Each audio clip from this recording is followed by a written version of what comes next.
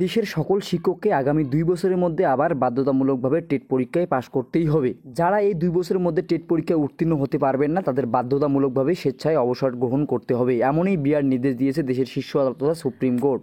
Supreme court যেহেতু এই নির্দেশ দিয়েছে সেক্ষেত্রে সারা দেশে এই নিয়ম কিন্তু অবশ্যই লাগু হতে চলেছে। এখন এনসিটির ভূমিকা এতে কি রয়েছে? তাহলে কি আবার 2 বছরের মধ্যে সমস্ত শিক্ষককে টেট পাস করতেই হবে? রাজ্যেরই বা কী অবস্থান রয়েছে?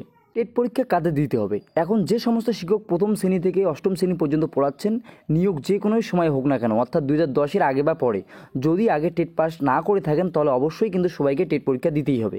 টেট না দিয়েও কারা চাকরি চালাতে পারবেন? 1/9/2025 তারিখে যাদের চাকরি জীবনের বাকি 5 বছরের কম সময় রয়েছে তাদের টেট দিতে হবে না, তবে প্রমোশন চাইলে টেট অবশ্যই কিন্তু তাদের লাগবে। আগে থেকে যারা টেট পাস করে শিক্ষকতা করছেন তাদের আলাদা করে কিন্তু আর নতুন করে টেট দিতে হবে না।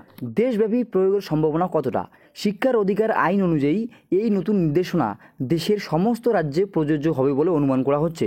কেন্দ্রীয় শিক্ষা দপ্তর এবং এনসিটি থেকে আনুষ্ঠানিক বিজ্ঞপ্তি জারি হলেই দেশের সকল প্রান্তে এই নিয়ম কার্যকর হচ্ছে। সুপ্রিম কোর্টের এই রায়ে এনসিটির ভূমিকা কী ছিল?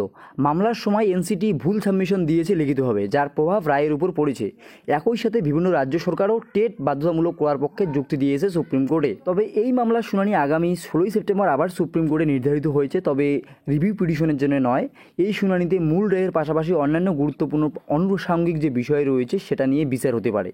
এই রায় দেশের লক্ষ লক্ষ শিক্ষককে তাদের কেরিয়ারে ভবিষ্যৎ নিয়ে ভাবতে বাধ্য করেছে। বর্তমান শিক্ষক সমাজের জন্য এটি এক অত্যন্ত গুরুত্বপূর্ণ সংকেত।